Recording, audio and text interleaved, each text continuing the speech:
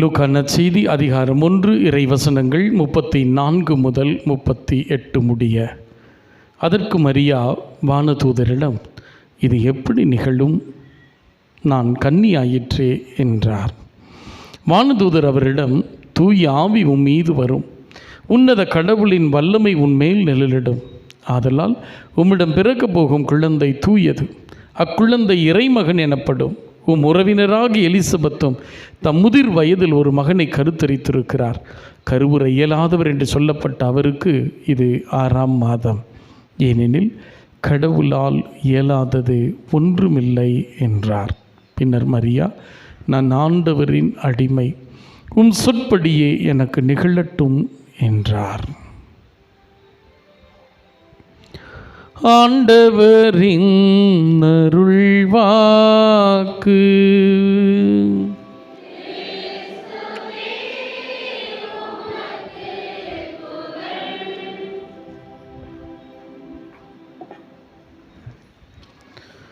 கண்களை மூடி D minor ஆண்டவருடைய வல்லமையான பிரசனத்தை உணர்வோம்.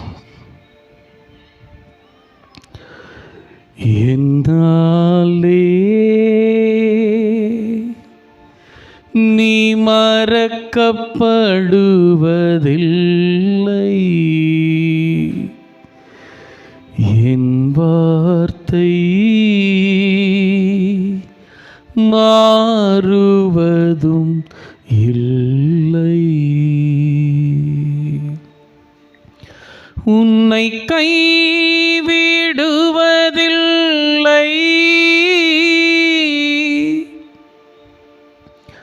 உம்மை விட்டு விலகுவதில்லை.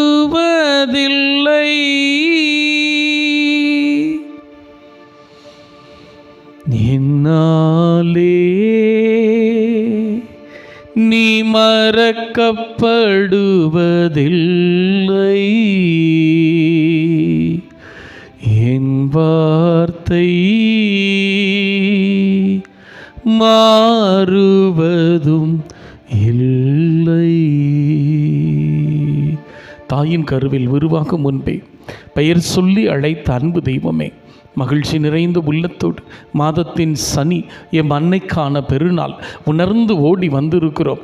எங்களையும் எங்கள் குடும்பங்களையும் இந்த புதிய மாதத்தின் ஒவ்வொரு நாளும், ஒவ்வொரு நிமிடமும், ஒவ்வொரு மணித்துளிகளும் உம் அருளால் ஆசீரால் அன்னையின் வழியாக வழி நடத்தப்பட, அன்னையின் வழியாக ஆசிர்வதிக்கப்பட, அன்னையின் வழியாக என் காரியங்கள் சந்திக்கப்பட நம்பிக்கை நிறைந்த உள்ளத்தோடு வந்திருக்கிறோம். கரம் பிடியும், கனிமணி போல வழிநடத்தும். கடந்த மாதத்தின் சோர்வுகள், ஏமாற்றங்கள், தோல்விகள், கலக்கங்கள், உடல்நல குறைவுகள் எல்லாவற்றையும் மாற்றி இந்த புதிய மாதத்தில் உம் அருளால், உம் ஆசீரால், உம் அபிஷேகத்தால் நிறைக்கப்படும்படி, வல்லமையாய் வழி நடத்தும்படி உம் கரத்தில் ஒப்பு கொடுத்து நாங்கள் செபிக்கிறோம். செபம் கேட்டு வல்லமையாய் நடத்தும் ஜீவனுள்ள நல்ல பிதாவே, ஆமேன். Praise the Lord, praise the Lord. Hallelujah, hallelujah, hallelujah. இந்த அன்னை எனக்கு ஒரு காரியத்தை சிறப்பாக இந்த மாதத்தில் செய்ய இருக்கிறாங்க அப்படின்னு நம்புகிறவங்க கரங்களை உற்சாகமாக தட்டி ஆண்டவருக்கு நன்றி சொல்லுங்கள் பார்க்கலாம். Price the Lord, praise the Lord. சமீபத்தில் வாட்ஸ்அப்பில் வந்த ஒரு சின்ன செய்தி. வாழ்க்கை பாதி நாள் ஃபோன்லேயே போயிடுது. வாழ்க்கை பாதி நாள் ஃபோன்லேயே போயிடுது, மீதி பாதி நாள் லோனில் போயிடுது. வாழ்க்கை பாதி நாள் ஃபோனில் போயிடுது, மீதி நாள் லோனில் போயிடுது. ஏன் வாழ்க்கை மட்டும்தான் இப்படி இருக்கா, இல்லை எல்லா வாழ்க்கையும் அப்படி தான் இருக்கா? குழப்பத்தோட பல சமயங்களில் நம்ம இருக்கலாம். மாதம் வர்றேன், நம்பிக்கையோடு ஜெபிக்கிறேன், ஆனால் மாற்றம் எதுவும் நான் நினைத்தபடி, நான் எதிர்பார்த்தபடி, என் விருப்பப்படி நடக்கலையே. என்ன செய்யறது? என்ன செஞ்சால் மாற்றம் வரும்? எப்படி ஒப்பு கொடுக்கிறது அப்படிங்கிறத இந்த நாளில் சிறப்பாய் நாம் ஜெபிக்க இருக்கிறோம். Price the Lord, praise the Lord, வாரம் பொழுது யோசிச்சுட்டு இருந்தேன் என்ன செய்தி கொடுக்கலாம். ஏன்னா 10 வருஷத்துக்கு அப்புறம் இங்கே வர்றோம் அந்த திருத்தலத்துக்கு. மாதா கோயிலில் பூசை வைக்கிறது ஒரு பெரிய பிளஸிங். 10 வருஷத்துக்கு அப்புறம் வரோம், என்ன செய்தி கொடுக்கலாம் அப்படின்னு யோசித்தப்ப திருத்தந்தை 2ஆம் அருள் சின்னப்பர், புனித திருத்தந்தை 2ஆம் அருள் சின்னப்பர் சொன்ன 2 காரியங்களை நீங்களும் நாங்களும் கடைபிடித்தால் நிச்சயமாக ஆசீர் பெருகும், அபிஷேகம் நிறைக்கும். கரங்களை தட்டி ஆண்டவருக்கு நன்றி சொல்வோம். முதல் காரியம் இந்த அன்னையிடத்தில் முழுவதுமாய் நம்பிக்கை கொண்டு உன்னையும் உன் குடும்பத்தையும் அர்ப்பணித்து ஒப்புக்கொடு. Just you surrender and submit your self to the Lord. எப்படி மாதா சொன்னது போல, இதோ உமது அடிமை உமது விருப்பத்தின்படி ஆகட்டும்னு சொல்லி எப்படி ஒப்பு கொடுத்தார்களோ அதுபோல நீங்களும் நானும் ஒப்பு கொடுக்கிற போது நிச்சயமாய் நம் குடும்பங்கள் ஆசீர்வதிக்கப்படும். Praise the Lord, praise the Lord, praise the Lord. சமீபத்தில் யூரோப் போயிருந்தப்ப மெஜுகுரே அப்படிங்கிற மாதாவுடைய திருத்தலத்துக்கு போயிருந்தேன். அந்த சூழ்நிலையிலே நாங்கள் திங்கட்கிழமை அங்கே இருந்தோம். அங்கே சொன்னாங்க ரேடியோவில் மண்டே வித் மேரி ரொம்ப ஸ்பெஷல். ஒவ்வொரு திங்கட்கிழமையும் அன்னை மரியாளோடு திங்கட்கிழமைன்னு ஒளிபரப்பாகிற அந்த நிகழ்வு ரொம்ப ஸ்பெஷல் ஃபாதர், நீங்கள் கேளுங்க அப்படின்னு சொல்லி சொன்னாங்க. கேட்டப்ப அந்த அருட்தந்தை ஒரு சின்ன நிகழ்வு ஒன்று சொன்னார். அந்த நிகழ்வை நீங்களும் நானும் செய்ய அழைக்கப்படுகிறோம். Praise the Lord, praise the Lord. 1564ஆம் ஆண்டு போலந்து தேசத்தில் நடந்த ஒரு உண்மை சம்பவத்தை அங்கு அவர் சொல்லுகிறார். அந்த இடத்தினோட பேர் ஜோஷ்னா அப்படிங்கிறது போலந்து தேசத்தில் மிக பிரசித்தி பெற்ற ஒரு தலமாக ஜோஷ்னா கோரா அப்படிங்கிற ஒரு இடம் மிக புகழ்பெற்ற ஒரு தலமாக இருக்கிறது. ஒவ்வொரு ஆண்டும் 5 மில்லியன் கத்தோலிக்கர்கள் கிறிஸ்துவர்கள் இந்த தலத்தை சந்தித்து அன்னை மரியாளின் அருளை அந்த இடத்திலிருந்து பெற்று கொண்டிருக்கிறார்கள். Price the Lord, praise the Lord, praise the Lord. என்ன அந்த நிகழ்வு அப்படிங்கிறப்ப 1564 ஜான் காஷ்மீர் அப்படிங்கிற ஒரு அரசன் அந்த தேசத்தை போலந்தை ஆட்சி செய்து கொண்டிருக்கிறார். அப்படி ஆட்சி செய்து கொண்டிருக்கிற போது சுற்றிலும் இருக்கக்கூடிய 3 தேசங்கள், ஸ்வீடன், லித்துவேனியா, அதுக்கு அருகாமையில் இருக்கக்கூடிய தேசங்கள் ஒன்றிணைந்து இந்த சின்ன தேசமான போலந்தை கைப்பற்றணும் அப்படின்னு சொல்லி போரிட்டு கொண்டு வருகிறார்கள். அப்படி போரிட்டு கொண்டு வருகிற போது கிட்டத்தட்ட அந்த படையில் 12,000 போர் வீரர்கள் போர் புரிந்து கொண்டு வருகிறார்கள். போலந்து ஒரு சின்ன நாடு, மிக எளிமையாய் வீழ்த்தி விடலாம். இந்த செய்தி கேள்விப்பட்டு கொஞ்சம் போராடினாங்க. அரசன் இன்னொரு தேசத்தில் ஓடி போய் அங்கே குடி புகுந்துக்கிட்டார். எனக்கு உயிர் பிச்சை கொடுங்க அப்படின்னு சொல்லி அங்கே புரிந்துக்கிட்டு திருத்தந்தை, அப்போ அலெக்சாண்டர், திருத்தந்தை அலெக்சாண்டர் 7ஆம் அலெக்சாண்டர் இருந்தார். அவருக்கு ஒரு கடிதம் போடுகிறார். இந்த மாதிரி கத்தோலிக்க நாடுகள் தான் எல்லாமே, ஆனால் இந்த மாதிரி அநியாயம் செய்கிறாங்க, நீங்கள் கொஞ்சம் தட்டி கேட்கக்கூடாதா, நீங்கள் கொஞ்சம் ஆலோசனை தரக்கூடாதா, நீங்கள் அவர்களை வழி நடத்தக்கூடாதா, இப்படி தவறு செய்கிறார்களே, ஒரு சிறு தேசத்தை, தாங்க முடியாத ஒரு சின்ன தேசத்தை இப்படி பெரியவர்கள் எல்லாம் சேர்ந்து அடக்குமுறை செய்வது சரியா அப்படின்னு கேட்கிறப்ப திருத்தந்தை ரொம்ப அழகாக ஒரு பதில் கொடுக்கிறார். அவர் என்ன பதில் கொடுக்கிறாருன்னா, என்னிடத்தில் ஏன் சொல்லுகிறாய், என்னிடத்தில் ஏன் சொல்லுகிறாய். ஜோஷ்னா அந்த இடத்துல அழகான அன்னையினுடைய திருத்தலம் இருக்கிறது. அந்த ஜோஷ்னா கோராவில் இருக்கக்கூடிய அன்னையினுடைய திருத்தலத்தில் இருக்கிற அன்னையினிடத்தில் உன்னை உன் தேசத்தை ஒப்புக்கொடு, உன்னை உன் தேசத்தை அர்ப்பணி, உன்னை உன் தேசத்தை ஒப்புக்கொடுக்கிற போது, அர்ப்பணிக்கிற போதே நிச்சயமாக மாற்றம் வரும். என்னிடத்தில், மனிதனாய் இருக்கிற என்னிடத்தில் ஏன் கேட்கிறாய், நானும் ஜெபித்துக் கொள்கிறேன், அன்னையின் கரங்களில் உன் தேசத்தை ஒப்புக்கொடு அப்படின்னு சொன்னப்ப இந்த கடிதம் கிடைத்ததும் ஜான் காஷ்மீர் சொல்கிறாரு, இந்த நொடி முதல் போலந்து தேசத்தினுடைய அன்னை அந்த இடத்தில் இருக்கக்கூடிய அன்னை ஒப்பு கொடுக்கப்படுகிறார்கள்னு சொன்னாங்க. கிட்டத்தட்ட இன்னும் 2 நாள் அவ்வளவுதான். ஸ்வீடனுடைய படையை முன்னெடுத்து வருகிறவர் ஜெனரல் முல்லர். கிட்டத்தட்ட முடிஞ்சது. இன்னும் 2 நாள் முடிஞ்சதுன்னா எல்லாம் முடிஞ்சது. கரெக்டாக அந்த பகுதி, அந்த துறவு மடம் இருக்கக்கூடிய ஜோஷ்னா கோரா அப்படிங்கிற அந்த இடத்திற்கு நெருங்கி வருகிற போது மதிய வேலை. அவ்வளோதான், ஈஸியாக முடிச்சாச்சு, போலண்டை தொடச்சாச்சு, நம்ம எடுத்துகிட்டு போகலாம், இனி போலண்டு ஃபுல்லாக நம்ம கண்ட்ரோல் அப்படின்னு நினைக்கும் போது ஒரு பெண்மணி அவர்களை கடந்து போகிறது போல் அவர்கள் பார்க்கிறார்கள்.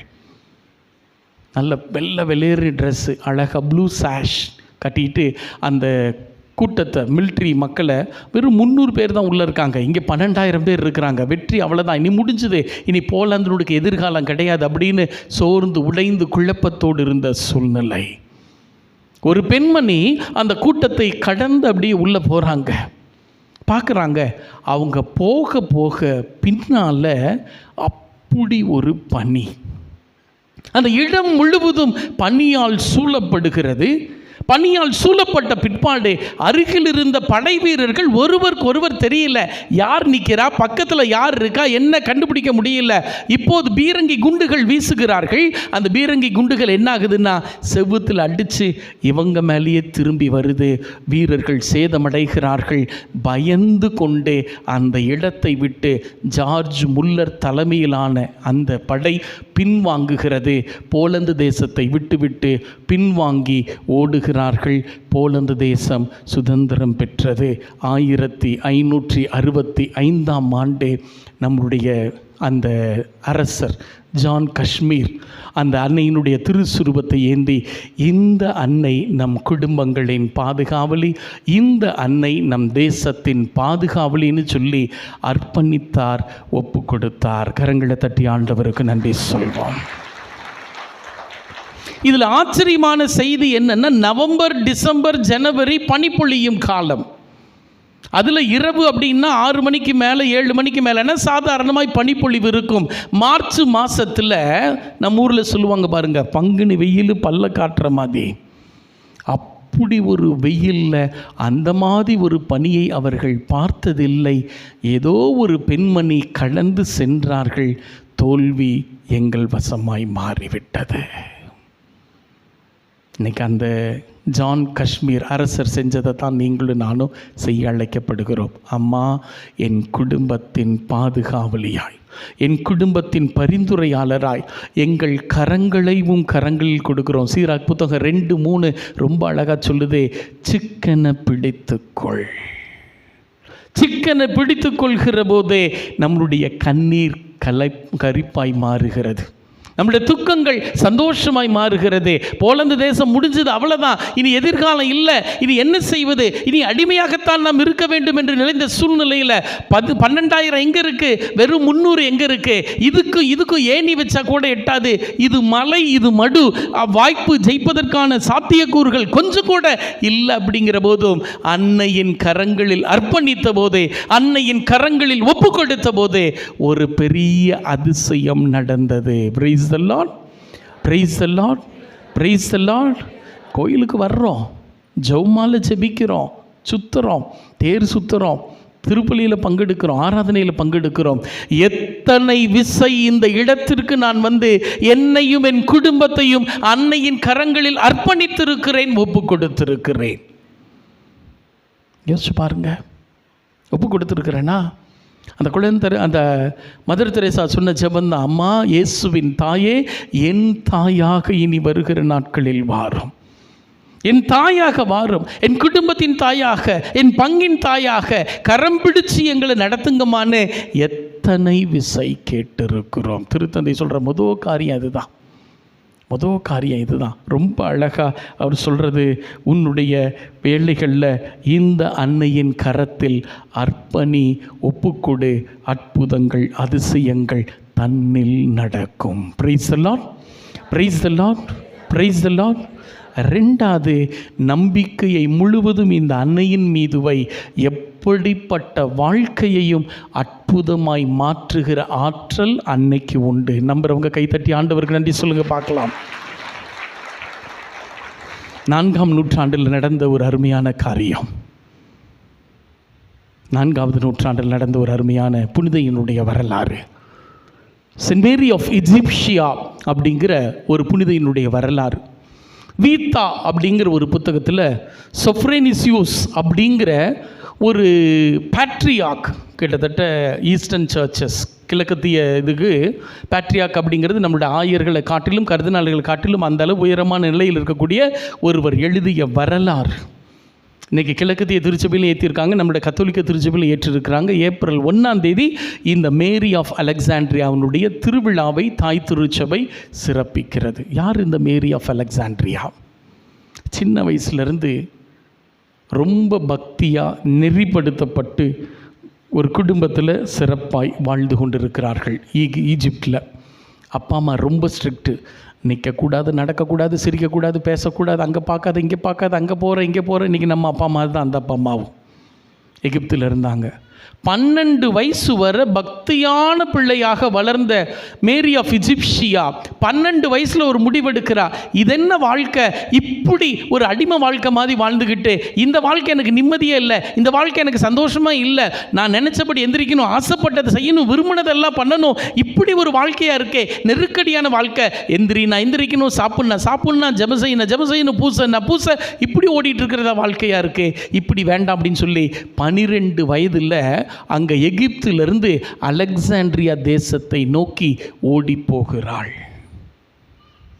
அலெக்சாண்ட்ரியா பாவங்கள் மலிந்து கிடக்கும் ஒரு நகரம். பாவங்கள் மலிந்து கிடக்குன்னா விபச்சாரத்துக்கு பெயர் போன ஒரு தேசம். அங்கே போகிறா. இப்போ கேட்குறதுக்கு யாரும் இல்லை, கேள்வி கேட்குறதுக்கு யாரும் இல்லை, இப்போ எந்திரி இதை செய்யின்னு சொல்கிறதுக்கு யாரும் இல்லை, விரும்பினபடி செய்யலாம், இஷ்டப்படி நடக்கலாம். விபச்சாரத்தில் ஈடுபட ஆரம்பிக்கிறாள். அடுத்த 7 ஆண்டுகள், கிட்டத்தட்ட 19 வயசு வரை விபச்சாரத்தில் ஈடுபட்டதாக வரலாறு சொல்லுகிறது. ஒரு சில அளவு எந்த அளவு மோசமாக இருந்தான்னா, தான் செய்த விபச்சாரத்திற்கு அந்த மகிழ்ச்சி மட்டும் போதும், காசு வேண்டாங்கிற அளவு மோசமான ஒரு பாவ வாழ்க்கையை அவள் வாழ்ந்திருக்கிறாள். 19 வயசில் அவளுக்கு ஒரு அழைப்பு கிடைக்குது. என்ன அழைப்பு அப்படின்னா, கூட இருக்கக்கூடிய விபச்சாரிகள் சொல்கிறாங்க, நம்ம வருஷம் ஃபுல்லாக இங்கே இருந்து சம்பாதிக்கிறத செப்டம்பர் மாதம் 15 நாள் எருசலேமில் போய் இருந்தோம்னா திருச்சிலுவை பெருவிழா நடக்கும். அப்போ இந்த 15 நாளில் ஒரு வருஷம் கஷ்டப்படுறத அந்த 15 நாளில் சம்பாதிச்சிடலாம்.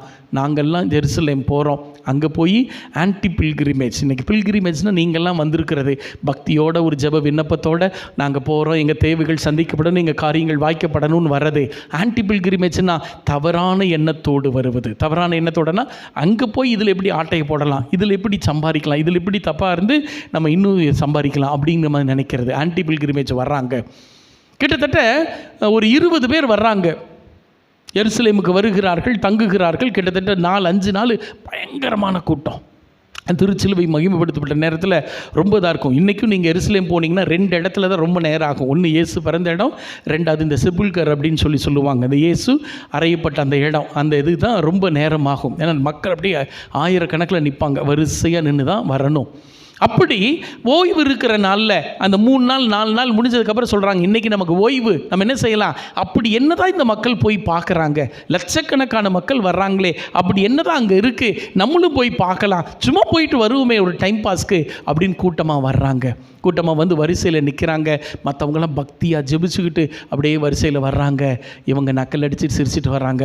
இந்த காலத்தில் இப்படி இருக்குதுகளே, இதெல்லாம் எங்கே திருத்துறது, இதெல்லாம் எங்கே உருப்பிடுறது, வாழ்க்கையை அனுபவிக்கணும், நம்ம எப்படி என்ஜாய் பண்ணுறோம், இப்படி இருக்குதுகளே அப்படின்னு கிண்டல் பண்ணி பரியாசம் பண்ணிக்கிட்டே வர்றாங்க. அந்த வரிசை நெருங்கி கொண்டே இருக்கிறது. அந்த இடத்துக்கு போயிருக்கிறவங்களுக்கு தெரியும், ஒரு சின்ன கதவு இருக்கும், அந்த கதவுக்குள்ளே தான் நுழைஞ்சு நம்ம உள்ளே போகணும். எல்லாம் போயிட்டுருக்காங்க. இதுக்கு முன்னால் வந்தது கரெக்டாக மேரி ஆஃப் இஜிப்சியா நேரம் வருது. அதற்குள் நுழைகிற போது ஏதோ ஒரு சக்தி அவளை தடுக்கிறது, உள்ளே போக விடலை. திரும்ப முயற்சி எடுக்கிறா, தள்ளி விடுது. திரும்ப முயற்சி எடுக்கிறா, தள்ளி விடுது. இவளுக்கு ஒரு மாதிரி வெக்கமாக போயிடுது, இவளுக்கு ஒரு மாதிரி கூச்சமாகிடுது. இத்தனை பேர் இதுக்கு முன்னால் போனாங்களே, நான் மாத்திரம் ஏன் போக முடியல அப்படின்னு பின்னால் பார்க்குறா. எல்லாம் ஒரு மாதிரி ஆச்சரியமாக பார்க்குறாங்க. இப்போ உள்ள நுழையிறா, திரும்ப ஏதோ ஒரு சக்தி வருது. திரும்ப ரொம்ப ஃபோர்ஸ் பண்ணி நுழையிறப்ப அந்த சக்தி தள்ளி விட்டது. தூரம் போய் விழறா. கீழே போய் விழுந்து அப்படி திரும்பி பார்க்குறப்ப அங்கே போயிருக்கிறவங்களுக்கு தெரியும், அன்னையினுடைய அழகான சுருவம் அங்கு முன்னால் ஒன்று வைக்கப்பட்டிருக்கும். அந்த சுருவத்தை பார்த்து கண்களில் கண்ணீரோடு கேட்கிறாள், அம்மா நானும் உன் பிள்ளை தானே, அம்மா நானும் உன் பிள்ளை தானே, தப்பு செஞ்சிட்டேன். இப்போ அவள் கண்ணு முன்னால் இந்த 7 வருஷம் செஞ்ச பாவங்கள் அப்படியே சினிமா போல் ஓடுது, சினிமா போல் ஓடுது. எழறா, நடுங்குறா, பயத்தில் குழப்பமாகிறா. அந்த சுரூபத்தை பார்த்து அழுததும் அந்த சுரூபம் பேசியதாம், எழுந்து உள்ளே போ. மற்றவங்களுக்கு கேட்கல, எழுந்து உள்ளே போன்னு சொன்னதும் எந்திரிச்சு போகிறா. இப்போ எந்த சக்தியும் தடுக்கலை. உள்ளே போனதும் அவள் கண்ணிலேருந்து தண்ணி அப்படி வருது, கண்ணிலேருந்து தண்ணி வருது, கண்ட்ரோலே பண்ண முடியல. உள்ளே போகிறா. மற்றவங்களாம் வந்து என்னாச்சுங்கிறாங்க. ஒன்றும் இல்லை நீங்கள் போங்க அப்படின்னு அங்கே முன்னால் உட்கார்றா. உட்காந்து அழுன்னு அழறா. அந்த கண்களுக்கு முன்னால் 7 ஆண்டு வாழ்ந்த அந்த பரிசுத்தம் இல்லாத, தூய்மை இல்லாத வாழ்வு அவள் கண்முன் வருகிறது. அதை பார்த்தது அப்படியே ஷாக்காகிறா. நானா இப்படி வாழ்ந்துருக்கிறேன், நானா இப்படி மோசமாக இருந்திருக்கிறேன். மற்றவங்களாம் கூப்பிடுறாங்க, வா போகலாம், நேரமாச்சு. இல்லை நீங்கள் போங்க, நான் வரலை, எனக்கு இன்னும் நேரமாகும், நீங்கள் போங்க, நான் வரலை அப்படின்னு சொல்லி அந்த இடத்துல இருக்கிறார். இரவாகிறப்ப அங்கே பக்கத்தில் திருமுழுக்கு யோவானுடைய துறவு மடம் ஒன்று இருக்கிறது. அங்கே போய் கேட்குறா, இந்த மாதிரி இன்றைக்கி இரவு தங்கி நாளைக்கு காலையில் ஒரு திருப்பலி மட்டும் நான் பார்த்துக்க அலோவ் பண்ணுங்க அப்படின்னு ஒரு ரூம் கொடுக்குறாங்க. தாராளமாக அங்கே தங்கிக்க. அந்த ரூமில் நைட்டு கேட்குது, யோர்தானை கடந்து செல், மகிமையின் நாட்களை நீ காண்பாய்.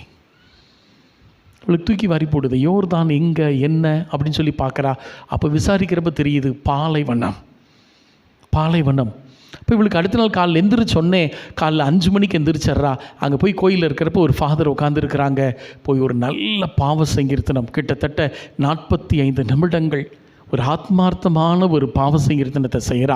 அந்த பாவ சங்கீர்த்தனத்தை செஞ்சு முடித்து திருப்பலியில் பக்தியோடு பங்கெடுக்கிறா. பூசை முடிஞ்சோடனே 2 லோஃப் பிரெட்டு தர்றாங்க. அந்த பிரெட்டை வாங்கிட்டு யோர்தான் எங்கே இருக்குது அதை கடந்து நான் போகணும்னு வர்றா. ஒரு ஆற்றை கடந்து போக வேண்டிய ஒரு சூழ்நிலை. அந்த படகுக்கார்ட்ட சொல்கிறா, என்கிட்ட காசு இல்லை, வேணும்னா நான் இனி பரிசுத்தமாக வாழ போகிறேன், கடைசியாக என்னை பயன்படுத்த வேண்டும் என்றால் பயன்படுத்திக்கொள். சொல்கிறார், இல்லை வேண்டாம், நான் உன்னை கூட்டிகிட்டு போகிறேன். உட்கார வச்சு கொண்டு அங்கிட்ட இறக்கி விடுறார்.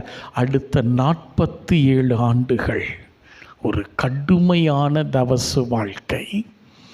கடவுளுக்கு பிரியமில்லாத நான் செஞ்சிட்டேன், கடவுளுக்கு தூரம் போயிட்டேன், கடவுளுக்கு மோசமான ஒரு வாழ்க்கை வாழ்ந்துட்டேன், கடவுளுக்கு பிரியமில்லாத ஒரு வாழ்க்கையை நான் வாழ்ந்திருக்கிறேன். அப்படி வாழ்கிற போது அப்பவும் கடவுள் என்ன இந்த அளவு உயர்த்தி இருக்கிறார். அவர் ஒருவேளை கோபப்பட்டிருந்தா என் வாழ்க்கை எப்போவோ முடிஞ்சு போயிருக்கும். அவர் ஒருவேளை என் மேலே எரிச்சல் பட்டிருந்தா, பொறுமை இழந்திருந்தா என் வாழ்க்கை ஒன்றுக்குமே இல்லாமல் எப்போவோ போயிருக்கும். இனி என் வாழ்க்கையை நான் பரிசுத்தப்படுத்தி கொள்வேன். அந்த பாலைவனத்தில் 47 ஆண்டுகள் வாழ்ந்ததாக வரலாறு சொல்லுகிறது. பாலைவனத்தின் முதல் அன்னை அப்படின்னு சொல்லி மேரி ஆஃப் எஜிப்சியா அழைக்கப்படுகிறார்கள். இன்றைக்கி தீய சோதனைகளுக்கு எதிராய் போராடுகிறவர்களின் பாதுகாவலர்களாக, பாவ மன்னிப்பு பெற தவிக்கிறவர்களின் பாதுகாவலியாக இந்த புனிதை உயர்த்தப்பட்டிருக்கிறாள். கிட்டத்தட்ட 47 ஆண்டுகளுக்கு பிறகு அந்த அகுஸ்தினார் மடத்தில் ஜொசிமாஸ் அப்படிங்கிற ஒரு துறவி இருக்கிறார். அவருக்கு கனவுல ஒரு காட்சி வந்திருக்கு. இந்த மாதிரி என் மகள் அங்கே இருக்கிறா, நீ போய் அவளை பாரு. பெரிய வியாழக்கிழமை அன்னைக்கு போகிறாரு, நற்கரணை கொடுக்குறார். நற்கரணை கொடுத்துட்டு திரும்ப வர்றப்ப 20 நாளுக்கு பிறகு திரும்ப காட்சி வருது, என் மகள் இறந்துட்டா, நீ போய் அடக்கம் செய்.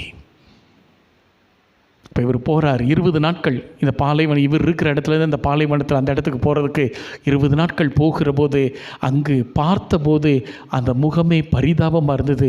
ஒடுங்கி சப்பையாகி அந்த முகம்லாம் கண்கள் வெளியில் வந்து ரொம்ப பரிதாபமாக இருந்தப்போ ஜொசிமாஸ் நினச்சி பார்க்குறாரு, 47 ஆண்டுகளுக்கு முன்பதாக அழகு பதுமையாக எப்படியெல்லாம் வாழ்ந்தவள் இன்றைக்கு இப்படி இறந்திருக்கிறாளே, இப்படி தான் இருக்கான்னு சொல்லி ஒரு அடக்கத்தை அவர் செய்துவிட்டு திரும்பி வருகிறார். தாய் திருச்சபை இன்றைக்கு இவர்களை ஒரு புனித நிலைக்கு உயர்த்தி ஏப்ரல் 1ஆம் தேதி அவங்கள புனிதையாக சிறப்பான விதத்தில் கொண்டாடி கொண்டிருக்கிறது. இந்த மேரி ஆஃப் எஜிப்சியா நம்ம ஒவ்வொருத்தருக்கும் எடுத்துக்காட்டு. ஏன் தடுமாறுவது இயல்பு, ஆனால் அப்படியே நம்ம பயணிச்சுட்டு இருந்துடக்கூடாது. உன் துன்ப வேளையில், உன் கஷ்ட வேளையில் வேற எங்கேயும் போகாத, அன்னையின் பாதத்திற்கு ஓடிவா, அன்னையின் கரத்தை பற்றிக்கொள், அவள் பத்திரமாய் உன்னை பரலோகம் கொண்டு சேர்ப்பாள். கரங்களை தட்டி ஆண்டவருக்கு நன்றி சொல்வோம். நம்ம நினைக்க வேண்டியது தான், வேற எங்கேயும் போக நாதி இல்லை. வேற எங்கேயும் போக தெரியாது. அன்னையின் கரத்தை கெட்டியாய் நான் பிடித்துக் கொள்வேன். இன்றைக்கி அதைத்தான் நீங்கள் நானும் செய்வதற்கு அழைக்கப்பட்டிருக்கிறோம். இன்றைக்கி ஆசீர்வாதம் ஏன் குறைவாக இருக்குது அப்படின்னா, பல சமயங்களில் நாம் நம் குடும்பங்களை அர்ப்பணிப்பதில்லை, ஒப்பு கொடுப்பதில்லை. ரெண்டாவது, துன்ப வேளையில் எங்கே போகணுமோ, யாரை தேடணுமோ, யாரை கெட்டியாய் பிடித்து கொள்ள வேண்டுமோ அவரை விட்டுவிட்டு அவரிடத்தில் போகாமல் அவரை தேடாமல் வாழ்கிறது தான் இன்றைக்கி குடும்பத்தின் பல பிரச்சனைகளுக்கு அடிப்படையான காரணம். Price the Lord, praise the Lord, praise the Lord. பாதிரி பியோ ரொம்ப அழகாக சொல்கிறாரு, அன்னையினிடத்தில் எப்படிப்பட்ட கஷ்டமாக இருந்தாலும், எவ்வளவு மோசமான ஒரு துர்மார்க்கை வாழ்ந்திருந்தாலும் சரி, நீ அன்னையினிடத்தில் ஓடி உன் கரங்களை கொடு, அன்னை உன்னை பத்திரமாய் பாதுகாப்பாய் வழிநடத்தி செல்வார்கள். Price the Lord, praise the Lord. நான் உணர்ந்திருக்கிறேனா? கண்களை மூடி 2 கையை நெஞ்சில் வச்சு இன்றைக்கி நான் செய்ய வேண்டியது டி மைனர். அன்னையின் கரம் பிடித்துக்கொள், இயேசுவிடம் உன்னை சேர்த்திடுவார். அன்னையின் கரம் பிடித்துக்கொள், இயேசுவிடம் உன்னை சேர்த்திடுவார். அவள் கூறுவதை கடைபிடித்துக்கொள், பரலோகம் சொந்தமாகும். அன்னையை நோக்கி அடியெடுத்து வை, இன்னல்கள் தீரும், உன் கவலைகள் மாறும்.